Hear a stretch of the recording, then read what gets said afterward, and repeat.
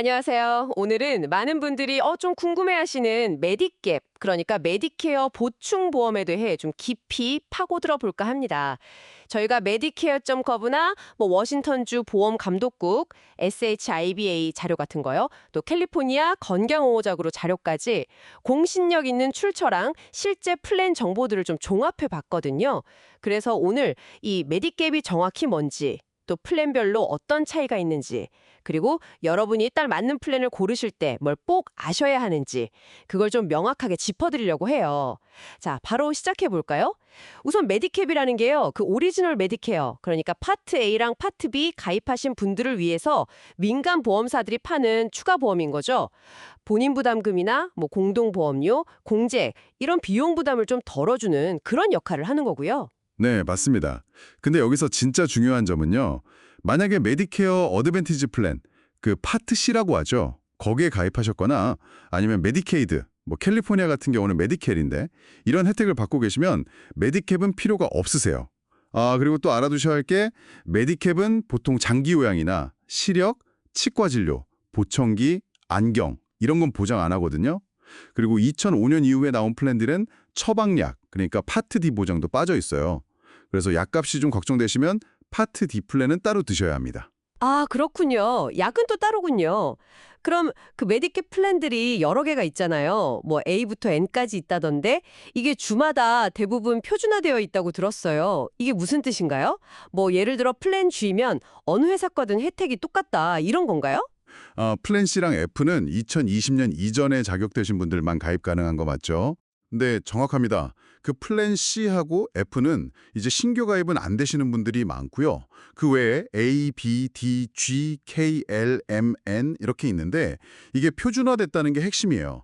말씀하신 대로 A라는 회사의 플랜 G랑 B라는 회사의 플랜 G는 기본적인 보장 혜택이 완전히 동일하다는 뜻입니다. 아하. 그래서 같은 알파벳 플랜이면 보험사 간의 유일한 차이점은 뭐다? 바로 가격인 거죠. 물론 대부분 주에서 그런데 매사추세츠, 미네소타, 위스콘신 이 세 주는 약간 방식이 다르긴 합니다. 근데 큰 틀에서 보면 결국 가격 비교가 정말 중요해지는 거예요. 와, 그럼 혜택이 같은데 가격은 다르다니 이거 정말 잘 비교해 봐야겠네요. 그럼 그 플랜들 A부터 N까지 그 차이점을 좀 핵심 위주로 짚어볼까요? 모든 플랜이 공통적으로 커버해 주는 것도 있겠죠? 네, 모든 플랜이 파트 A 병원 공동보험료, 그러니까 메디케어 혜택 다 쓰고 난 뒤에 추가 1년치 비용까지요. 그리고 파트 B 예방관리 공동보험료, 이 두 가지는 100% 보장해 줍니다. 이건 다 똑같아요. 네네. 근데 이제 다른 부분에서 차이가 나기 시작하는데요. 예를 들어서 파트 A 입원할 때 내는 첫 공제액 있잖아요. 2025년 기준으로 한 1,676불 정도 되는데 이게 꽤 큰 금액이죠. 이걸 플랜 B, C, D, F, G, N 이런 플랜들은 100%다 내줘요. 근데 플랜 M은 절반만, 50%만 내주고 K는 50%, L은 75%만 내주죠. 플랜 A는 아예 안 내주고요. 와, 여기서부터 벌써 선택지가 갈리겠네요. 이번 첫 비용 부담이 걱정되면 G나 N 쪽을 봐야 할 거고, 나는 좀 건강하고 보험료 아끼고 싶다 하면 K나 L도 생각해 볼 수 있겠지만, 대신 초반에 돈 나갈 각오는 해야 하는 거고요. 그렇죠. 바로 그겁니다. 일종의 트레이드 오프 관계인 거예요. 또 다른 예를 들면 전문 요양시설 공동보험료나 해외여행 가셨을 때 갑자기 아프거나 다치면 응급의료비를 보장해 주냐 마냐, 이것도 플랜마다 다릅니다. 특히 많이들 보시는 플랜 G랑 플랜 N을 비교하면요. 둘 다 인기가 많은데 플랜 G는 파트 B 연간 공제액 2025년에 한 257달러 정도 되는데 그것 빼고는 거의 모든 갭을 메워줘요. 상당히 포괄적이죠. 반면에 플랜 N은 G보다 월 보험료가 조금 더 저렴할 수 있어요.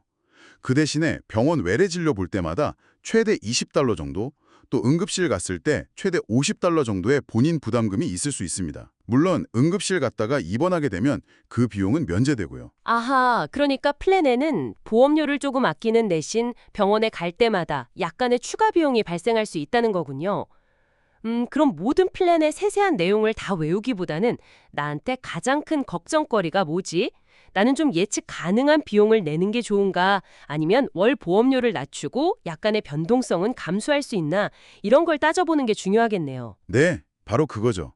본인의 의료 이용 패턴이나 예산, 걱정되는 부분에 맞춰서 중점적으로 비교하시면 됩니다. 가입 시기도 정말 중요하다고 들었거든요. 언제 가입하는 게 제일 유리한가요? 네, 이거 정말 중요합니다. 딱 한 번 황금 시기가 있어요.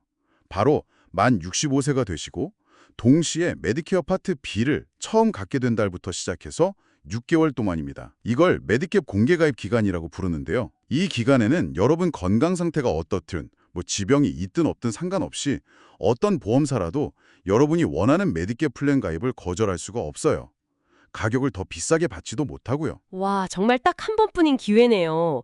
그럼 만약에 이 6개월을 놓치면 어떻게 되는 건가요? 그 기간이 지나면 상황이 좀 달라져요.